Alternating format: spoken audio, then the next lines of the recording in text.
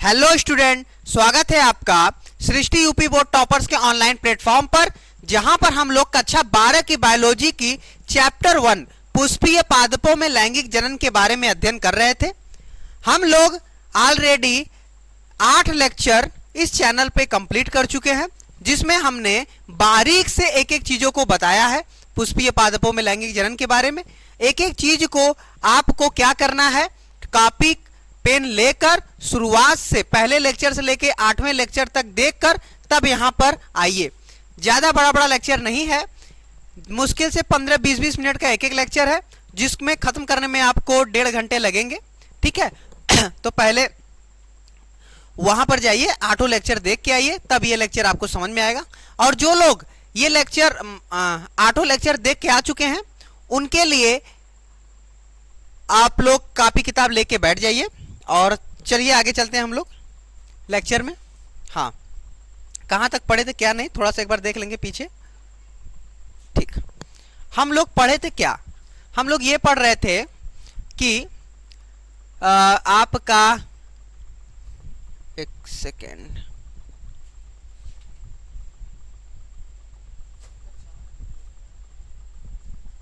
हाँ हम लोग ये पढ़ रहे थे कि कैसे गुरु बीजाणु जनन हुआ। ठीक है, क्या हुआ, गुरु बीजाणु जनन। ठीक, जिससे गुरु बीजाणु बने और वो गुरु बीजाणु से फिर भ्रूण कोश में कितनी कोशिका और कितनी केंद्रक बनी, ये हम लोग ऑलरेडी पिछले लेक्चर में कवर कर चुके हैं। जाकर एक बार जरूर देखकर आइए, एक बार हम उसको क्विकली रिवीजन कर दे रहे हैं। ठीक है, देखिए हमने क्या किया था, बीजांड के अंदर ये द्विगुणित सेल है जिसका नाम है गुरु बीजाणु मात्र कोशिका, या इसको हम लोग बोलते हैं MMC, megaspore mother cell, MMC।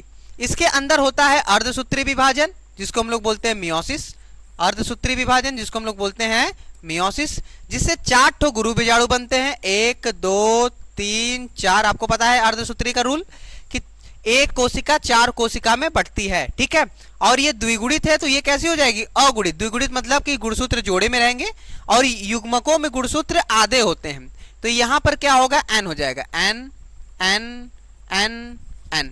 ठीक, 4 गुरु बीजाणु बने, लेकिन 3 इसमें से निष्क्रिय हो जाएंगे। 3 क्या हो जाएंगे, निष्क्रिय हो जाएंगे, बचेगा सिर्फ एक और सक्रिय। सिर्फ यही क्या होगा, आपका सक्रिय बचेगा। ठीक, ये सक्रिय बचेगा। होगा क्या, ये जो सक्रिय है, ये जो सक्रिय है, हाँ ये जो सक्रिय है, इसके अंदर 3 बार समसूत्री विभाजन होता है। कैसे होता है, देखिए यहां पर ये सक्रिय गुरु बीजाणु है जिसमें माइटोसिस समसूत्री विभाजन पहला होगा।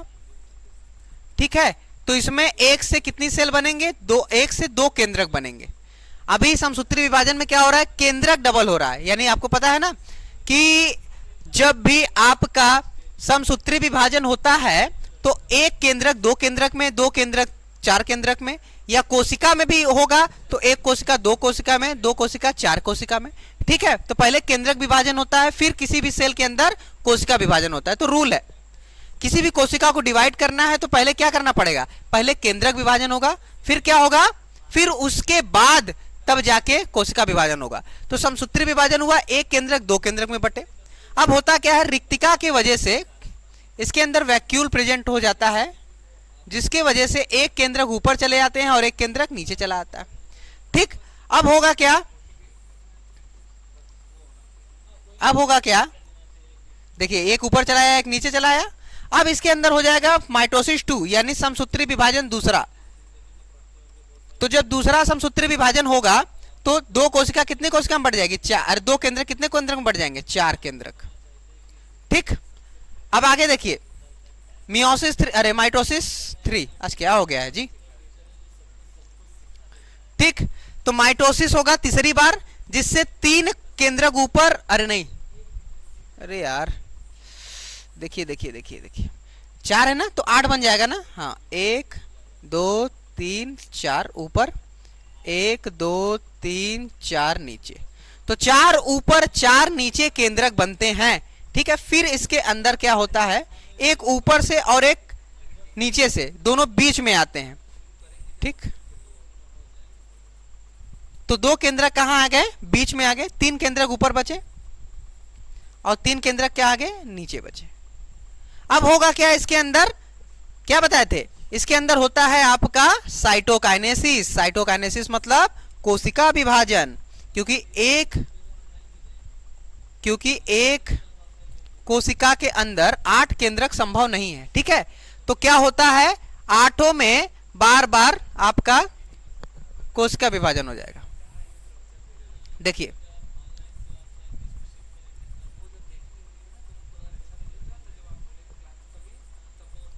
देखिए 8 केंद्रक की अलग अलग कोशिकाएं बढ़ जाएंगी। एक कोशिका ये बढ़ गया, 2 3, ठीक है, 3 कोशिका ऊपर बना, इसी तरह 3 कोशिका नीचे, 1 कोशिका, 2 कोशिका, 3 कोशिका। ठीक, तो 6 बार साइटोकाइनेसिस हुआ। कितनी बार? 6 बार हुआ। 1 2 3 4 5 6। तो एक भ्रूण कोष, अब ये क्या कहलाएगा? भ्रूण कोष। भ्रूण कोष, एम्ब्रियो सैक, भ्रूण कोष। इस भ्रूण कोष के अंदर 7 कोशिका और 8 केंद्रक आपको देखने को मिल रहे हैं। तो आपसे क्वेश्चन पूछेगा, ठीक है, बोर्ड में, कि एक परिपक्व भ्रूण कोष में कितनी कोशिका और कितनी केंद्रक, कितने सेल और कितने न्यूक्लियस होते हैं? तो आपकी 7 सेल, 1 2 3 4 5 6 और एक बड़ी ये वाली 7, 1 2 3 4 5 6 और ये पूरा एक बड़ा 7 कोशिका। और कितने केंद्रक है? 8 केंद्रक। 1 2 3 4 5 6 7 8, 8 केंद्रक है। 2 केंद्रक बीच में है, यानी इस बड़ी वाली कोशिका के अंदर 2 केंद्रक है। ठीक है, अब इधर देखिए, अगर इसको हम लोग ऐसे बीजांड के रूप में देखें, था ना बीजांड, ऐसा कुछ दिख रहा है आप लोग को? बीजांड के रूप में देखें तो ये वाला भाग क्या था? निभाग, शैलजा, निभाग था ना? हाँ, इसी के अंदर तो हुआ है गुरु बीजाणु जनन। तो इधर वाली तीनों कोशिका को, यानी निभाग के साइड की तीनों कोशिका को हम लोग क्या बोलते हैं? क्या बोलते हैं? प्रतिमुखी कोशिका, एंटीपोडल सेल। और ये था माइक्रोपाइल या बीजांड द्वार। तो बीजांड द्वार या माइक्रोपाइल, माइक्रोपाइल या बीजांड द्वार बोलते हैं। ठीक है, पीछे हम पढ़ा चुके हैं, लिखवा चुके हैं, सिर्फ ये रिवीजन करा रहे हैं। तो माइक्रोपाइल के साइड में देखेंगे 3 कोशिका है। ये साइड साइड की दोनों कोशिका को हम लोग बोलते हैं सहायक कोशिका या सिनर्जिड सेल। क्या बोलते हैं? सहायक कोशिका या सिनर्जिड सेल। बीच वाला जो होता है इसे हम लोग बोलते हैं अंड कोशिका। क्या बोलते हैं? अंड कोशिका। कोई दिक्कत? ठीक है, और ये दोनों जो केंद्रक है बीच वाली, इसको हम लोग बोलते हैं ध्रुवीय केंद्रक। क्या बोलते हैं? ध्रुवीय केंद्रक। कोई दिक्कत? तो यहां पर 7 कोशिका और 8 केंद्रक है। निभाग के साइड की तीनों कोशिका को हम लोग क्या बोलते हैं? प्रतिमुखी कोशिका। क्या बोलते हैं? प्रतिमुखी कोशिका। इसके नीचे वाले में 2 को बोलते हैं हम लोग सहायक कोशिका, बीच वाले को बोलते हैं हम लोग अंड कोशिका। ठीक है, और यहां पर आपका है बीच में जो सेल्स के दोनों केंद्रक, जिसको हम लोग बोलते हैं ध्रुवीय केंद्रक या पोलर न्यूक्लियाई। तो ये पूरी प्रक्रिया थी। यहां से यहां तक की प्रक्रिया को हम लोग गुरु बीजाणु जनन कहते हैं। और यहां से गुरु बीजाणु से आपका भ्रूणकोश का निर्माण, गुरु बीजाणु से भ्रूणकोश का निर्माण हुआ है। ठीक है, ये वाला जो पोर्शन है आपका भ्रूणकोश वाला, एम्ब्रियो सैक वाला, ठीक है, इसी के अंदर आपकी 7 कोशिका और 8 केंद्रक होते हैं। ये पॉइंट आप लोग याद रखिएगा। ठीक है, अब इसमें निषेचन किससे होता है, कैसे होता है, वो हम आगे देखेंगे। चलिए, तो गुरु बीजाणु जनन क्या होता है भाई? गुरु बीजाणु मात्र कोशिका में अर्धसूत्री विभाजन के फलस्वरूप गुरु बीजाणुओं के निर्माण की प्रक्रिया को गुरु बीजाणु जनन कहते हैं। ठीक, जिसमें 3 नष्ट हो जाते हैं और 1 सक्रिय होता है। सक्रिय किधर का होता है? वो निभाग के साइड का होता है। कोई दिक्कत? आगे चलें। चलिए, ठीक है, ये आप लोग पीछे वाले लेक्चर में देख लीजिएगा, उसमें पढ़ा चुके हैं। इसमें सिर्फ रिवीजन किए हैं, तो इसमें उतने अच्छे से आपको समझ में उसी को आएगा जो पिछला लेक्चर अच्छे से देख के आएगा। ठीक है, चलिए आगे चलते हैं।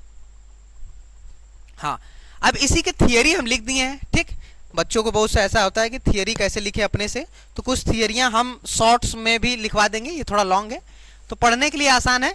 ठीक है, जो आपको वो उसमें बताए हैं बस वही लिखे हुए हैं। ठीक है, आपकी एनसीईआरटी भाषा है। तो मादा युग्मकोद भी पहले देखिए होता क्या है। मादा युग्मकोद भी जिसमें मादा युग्मक हो, और मादा युग्मक को वही अंड जो अंड कोशिका थी वही एक्चुअल में मादा युग्मक है। ठीक है, तो मादा युग्मक जहां प्रेजेंट है, किसमें प्रेजेंट है? भ्रूणकोश में। तो भ्रूणकोश के अंदर क्या है? मादा युग्मक है। तो उस पूरे भ्रूणकोश को हम लोग बोलते हैं मादा युग्मकोद्भिद, अर्थात जहां पर मादा युग्मक मौजूद हो उसे कहते हैं मादा युग्मकोद्भिद, और जहां पे नर युग्मक मौजूद हो उसे नर युग्मकोद्भिद। परागकण, परागकण के अंदर क्या था? नर युग्मक था। आगे परागण में बताएंगे कैसे था। ठीक है, तो मादा युग्मकोद्भिद अथवा भ्रूणकोश का विकास पीछे हम लोग डायग्राम से समझ लिए हैं, इसको थ्योरेटिकली देख लेते हैं। देखिए, गुरु बीजाणु मात्र कोशिका अर्धसूत्री विभाजन के फलस्वरूप 4 अगुणित, बताइए गुरु बीजाणु मात्र कोशिका टूयन था ना? कैसा था? टूयन, जिसमें अर्धसूत्री विभाजन हुआ तो कितने बने? 4 अगुणित कोशिका बनी। ठीक है, जिसको हम लोग क्या कहते हैं? गुरु बीजाणु कहते हैं। ठीक है, जिसको हम लोग बोलते हैं इंग्लिश में मेगा स्पोरोजेनेसिस। ठीक है, आगे चलें। इसमें प्रायः निभाग की तरफ की गुरु बीजाणु क्रियाशील रहता है। ठीक है, वैसे एनसीईआरटी में आपको बीजांड नीचे दिया हुआ है ना, ऐसे घुमा के दिया हुआ है उल्टा, इसीलिए नीचे का साइड में हम देखे थे ना सक्रिय बनाए थे और ऊपर तीनों नष्ट कर दिए थे। तो एक्चुअल में बीजांड नीचे साइड में एनसीईआरटी दिया हुआ है। ठीक है, तो नीचे जो निभाग की साइड है, निभाग के साइड का याद रखिएगा, प्राय निभाग की तरफ का, चलेजा की तरफ का गुरु बीजाणु क्या रहता है? क्रियाशील रहता है, जिसमें 3 अक्रियाशील गुरु बीजाणु शीघ्र ही क्या हो जाते हैं? नष्ट हो जाते हैं। ठीक है, ठीक, चलिए आगे देखते हैं। इसमें देखिए सॉरी, क्रियाशील गुरु बीजाणु अगुणित संरचना है भाई, जो चारों बना सब अगुणित था, 3 ठो नष्ट हो गए ना। तो क्रियाशील गुरु बीजाणु क्या है? अगुणित संरचना है, जिसको हम लोग एन बोलते हैं। यह आकार में पहले क्या करेगा? वृद्धि करेगा, और बीजांड काय जो भ्रूणकोश है ना, बाद में भ्रूणकोश, जब उसके अंदर 7 कोशिका और 8 केंद्रक बन गया तब उसको भ्रूणकोश बोलते हैं। उसके पहले जब तक ये नहीं बना था तब तक उसको बीजांड काय ही बोलते हैं। ठीक है, तो यह आकार में वृद्धि करके बीजांड काय के अधिकांश भाग को घेर लेता है।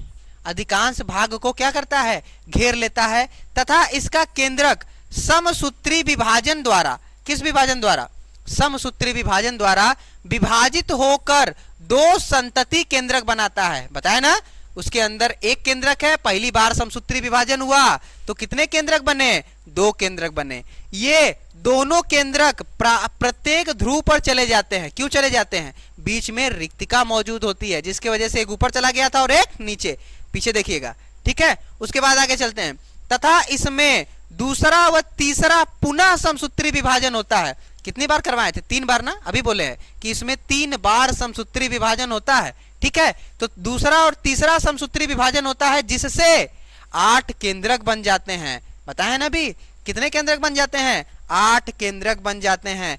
4 केंद्रक बीजांड द्वार की तरफ होता है। 4 केंद्रक कहां होता है? बीजांड द्वार की तरफ होता है। और 4 केंद्रक कहां होता है? निभाग की तरफ होता है। तो 4 केंद्रक ऊपर और 4 केंद्रक नीचे। अब क्या होगा?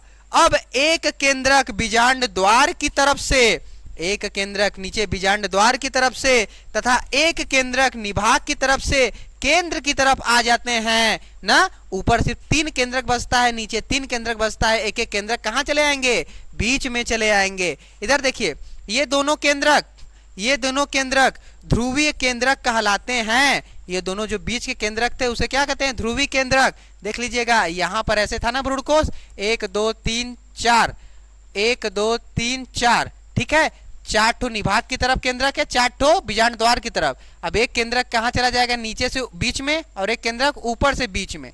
समझ में आया कि नहीं? हाँ, तो ऐसे होता है। तो यहाँ पे ऐसे आया था। ठीक, आगे देखिए, ध्रुव। अब ये दोनों केंद्रक जो बीच में चले आए, इसको हम लोग ध्रुवीय केंद्रक या पोलर न्यूक्लियाई बोलते हैं। क्या बोलते हैं? ध्रुवीय केंद्रक या पोलर न्यूक्लियाई। अब देखो, सुनो, प्रत्येक केंद्रक, यानी एक केंद्रक था, एन था, तो 1 से जब 2 बना तो वो भी तो एन ही रहेगा ना। यानी जो आपके भ्रूणकोश में 8 केंद्रक हैं वो 8 एन है, वो 8 क्या है? एन है। लेकिन जब ध्रुवीय केंद्रक में दोनों एन एन बीच में आके मिल गए, तब ये क्या कहलाएंगे? 2n कहलाएंगे। क्या कहलाएंगे? 2n। देखो भाई, ये एक एन एक एन, तो ये क्या हो जाएंगे? 2n हो जाएंगे। क्या हो जाएंगे? 2n हो जाएंगे। ठीक है, चले आगे। इधर देखिए, ये द्विगुणित होते हैं, 2n होते हैं। अब कोशिका विभाजन के फलस्वरूप कितनी बार कोशिका विभाजन होता है? 6 बार। 6 बार कोशिका विभाजन के फलस्वरूप 3 कोशिका बीजांड द्वार की तरफ बनते हैं और जिसे हम लोग अंड उपकरण बोलते हैं। तो नीचे बीजांड द्वार की तरफ जो तीनों कोशिका है उसे हम लोग क्या बोलते हैं? अंड उपकरण कहते हैं। इसमें 2 सहायक कोशिका होती है, साइड साइड की दोनों क्या होती हैं? सहायक, यानी बीजांड द्वार के पास जो दोनों साइड की कोशिका हैं उसे कहते हैं सहायक कोशिका, तथा मध्य में अंड कोशिका होता है। मध्य में क्या होता है? अंड कोशिका होता है। इसी प्रकार निभाग की ओर ऊपर जाइए, निभाग की तरफ 3 कोशिका का निर्माण होता है जिसे प्रतिमुखी कोशिका कहते हैं। ठीक है, तीनों बताया ना, तीनों को क्या कहते हैं? प्रतिमुखी कोशिका कहते हैं। इस प्रकार एक परिपक्व भ्रूणकोश में कितनी कोशिका और कितनी केंद्रक? अभी आपको बताया है 7 कोशिका और 8 केंद्रक मौजूद होते हैं। समझ में आया कि नहीं? ठीक है, आगे चले। तो ये पूरा थ्योरी था, आप लोग इसको स्क्रीनशॉट ले सकते हैं। ठीक, ले लीजिए। चलिए आगे चलते हैं। खांसी आ रहा है। हाँ, अब ये क्वेश्चन है। क्वेश्चन क्या है? उसी के आगे है क्वेश्चन, तो क्वेश्चन भी साथ करते हुए चलेंगे हम लोग। ठीक है, कॉपी किताब लेके पढ़ने बैठ जाइए। समझ में आ रहा है कि नहीं? कॉपी किताब लेके पढ़ने बैठ जाइए आप लोग, क्योंकि पेपर धीरे धीरे आपके नजदीक आ रहा है। ठीक, समझ में आ रहा है कि नहीं? हम लोग सिर्फ और सिर्फ देश के विकास पढ़ाई से ही कर सकते हैं और कोई जरिया नहीं है। ठीक है, हम लोग कितना भी उछल लें कि हम लोग चाइना को ऐसे कर देंगे, वो ऐसे कर देंगे, आज चाइना हमसे बहुत आगे है। चाइना को हम लोग बीट नहीं कर सकते हैं। चाइना मेहनत करता है और हम लोग क्या कर रहे हैं?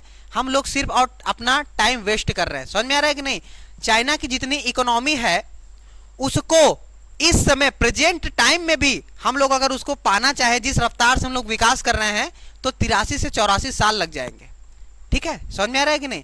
तो हम लोग किसी भी देश की इकोनॉमी को बीट करने के लिए हमको मेहनत करना पड़ेगा। हम अपने देश के विकास में पढ़ाई के से ही योगदान दे सकते हैं। पढ़ाई से ही कुछ नई नई चीजें इन्वेंशन कर सकते हैं और कोई जरिया नहीं है। ठीक है, इधर देखिए, चलिए समझते हैं बात को। भारत में अंधविश्वास इतना है ना कि लोग बस उसी में परेशान है।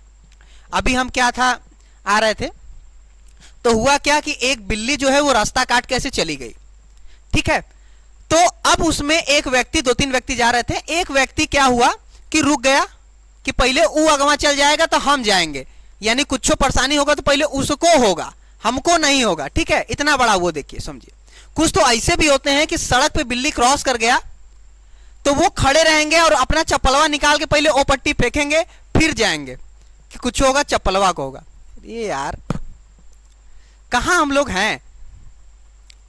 समझ में आ रहा है कि नहीं? बिल्ली काट रहा रास्ता तो कुछ लोग क्या कर रहे हैं? इंतजार कर रहे हैं कि दूसरा कोनो चल जाए, और कुछ लोग क्या कर रहे हैं? अपना चप्पल फेंक रहे हैं, कोनो चिक्का फेंक रहे हैं उस साइड कि पहले हम उसको ऐसे डाक जाएगा तो जो भी नुकसान होगा। कहते हैं ना, बिल्ली रास्ता काटना अपशगुन होता है, कहीं हमको नुकसान ना हो जाए, कुछ तो दूसरे को नुकसान हो जाए, हम बचे रहे।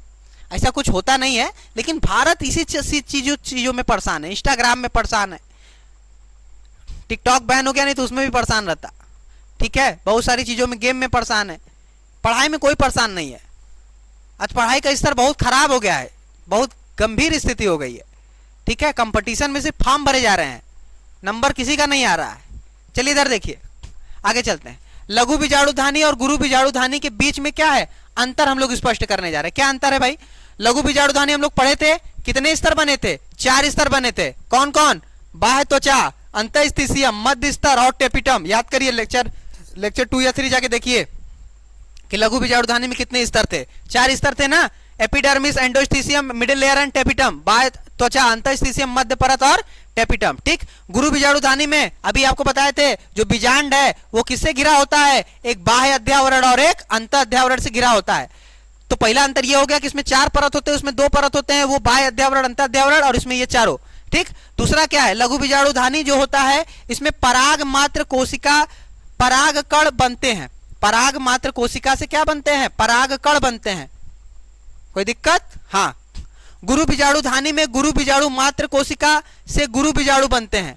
गुरु बीजाणु धानी में गुरु बीजाणु मात्र कोशिका से क्या बनते हैं? गुरु बीजाणु बनते हैं। अभी बताया ना, बीजांड के अंदर गुरु बीजाणु बनते हैं। किससे बनते हैं? गुरु बीजाणु मात्र कोशिका से। और इसमें किससे बनते हैं? लघु बीजाणु मात्र कोशिका से। लघु बीजाणु मात्र कोशिका का दूसरा नाम पराग मात्र कोशिका या पॉलन मदर सेल होता है। ठीक है, अब लघु बीजाणु धानी में किसका निर्माण होता है? परागकण का निर्माण होता है। इसमें किसका निर्माण होता है? भ्रूणकोष बनता है। भ्रूणकोष में कितनी कोशिका, कितने केंद्रक? 7 कोशिका 8 केंद्रक। ठीक, अभी पढ़ा चुके हैं, ये क्वेश्चन करा रहे हैं इसलिए तेज है। ठीक, परागकण नर युग्मकोद्भिद कहलाता है, क्योंकि परागकण के अंदर क्या होता है? नर युग्मक होता है, इसलिए परागकण को नर युग्मकोद्भिद या मेल गैमेटोफाइट बोलते हैं। आगे चलें, आगे है हमारा भ्रूणकोष मादा युग्मकोद्भिद कहलाता है, क्योंकि अंड कोशिका मादा युग्मक है और मादा युग्मक किसमें मौजूद है? भ्रूणकोष में, इसीलिए भ्रूणकोष को क्या कहते हैं? मादा युग्मकोद्भिद। तो युग्मकोद्भिद का बहुत सारे वो हैं, लेकिन आप लोग बस इतना समझिएगा कि जिसमें नर युग्मक है परागकण में है तो परागकण को नर युग्मकोद्भिद, और जिसमें मादा युग्मक है भ्रूणकोष है, भ्रूणकोष में क्या है? आपके मादा युग्मक है, इसीलिए उसे क्या कहते हैं? मादा युग्मकोद्भिद कहते हैं। कोई दिक्कत? समझ में आया? हाँ, ठीक। हाँ, चलिए आगे देखते हैं अगला क्या है। हाँ, आगे है परागण। आगे क्या है आपका? परागण। अब देखिए हमारा जो है निषेचन पूर्व घटना में हम लोग पुष्प की संरचना पढ़ लिए, हम लोग नर युग्मक बना लिए, हम लोग मादा युग्मक बना लिए। अब नर युग्मक को मादा युग्मक के पास पहले पहुंचाएंगे। ठीक है, नर युग्मक और मादा युग्मक की मिलने की प्रक्रिया को निषेचन कहते हैं। वो निषेचन की घटना पढ़ना है, लेकिन अभी पहुंचाने की घटना तो निषेचन से पहले है ना, यानी मिलने से पहले घटना। यानी अब हमको क्या करना है? नर युग्मक को मादा युग्मक के पास पहुंचाना है। कोई दिक्कत? नहीं, नहीं दिक्कत। तो देखिए, तो नर युग्मक को मादा युग्मक के पास पहुंचाने के लिए जो हमारी प्रक्रिया होती है उसे कहते हैं परागण। क्या कहते हैं? परागण या पॉलिनेशन बोलते हैं। कक्षा 10 में आप लोग पढ़े होंगे थोड़ा बहुत। ठीक है, तो वही है, थोड़ा सा बस एडवांस है। तो क्या होता है? परागण क्या होता है? पराग कोश से, पराग कोश के अंदर ही होते हैं ना परागकण, लघु बीजाणु धानी, याद करिए, उसी को पराग कोश कहते हैं। पराग कोश से पराग कणों का निकलकर वर्तिकाग्र पर, बताइए स्त्रीकेशन में सबसे ऊपर वाला टिप जिसको हम लोग क्या बोलते हैं? वर्तिकाग्र बोलते हैं। तो पराग कोश से पराग कणों का निकलकर वर्तिकाग्र पर पहुंचने की प्रक्रिया को हम लोग क्या लिख दिया जी? परागण कहते हैं। ये परगना लिख दिया है, परागण, परागण कहते हैं। ठीक है, इंग्लिश में इसको हम लोग कैसे लिख सकते हैं? Transfer of pollen grain from anther to stigma। ठीक, तो इंग्लिश में भी समझ जाइए क्या होता है भाई? Transfer of pollen grain from anther to stigma is called pollination. याद रखिएगा, ठीक है, कि पराग कोश से जब परागकण निकलता है और वर्तिकाग्र पर पहुंच गया, बस यही घटना क्या है? परागण है। ज्यादा 3-5 नहीं। आगे चलिए, परागण के प्रकार। परागण के देखिए मुख्यतः 2 प्रकार होते हैं। कौन कौन? एक होता है स्वपरागण और एक होता है परपरागण। अब स्वपरागण क्या है, परपरागण क्या है, इसको हम लोग अगले लेक्चर में कंप्लीट करेंगे। तो उम्मीद है आप लोग अच्छे से पढ़ रहे होंगे और आपको सारी चीजें बाकायदा समझ में आ रही होंगी। नहीं समझ में आ रही होंगी तो आप लोग कमेंट करिए और पूछिए कि क्या चीजें नहीं समझ में आ रही है। उसके लिए हम लोग सेपरेट लेक्चर में क्वेश्चन बना के या आपके कमेंट के जरिए हमको यह पता चलेगा ना कि आपको नहीं समझ में आ रहा है। ठीक, अगर समझ में आ रहा है तो ऐसे हमको नहीं लगता है कि किसी को ना समझ में आया हो, लेकिन फिर भी अगर नहीं समझ में आ रहा है तो आप लोग कमेंट करिए, चैनल को सब्सक्राइब करिए, वीडियो को लाइक करिए और दूसरों को भी शेयर करिए। ठीक है, किसको शेयर करेंगे? जो आपके स्टूडेंट ही नहीं कि बुआ सेंड कर दी मम्मा के, ऐसे लोगों को नहीं सेंड करना है। जिसको जरूरत है बस उसको सेंड करिए वीडियो को। ठीक है, चलिए आज के लिए इतना ही, धन्यवाद।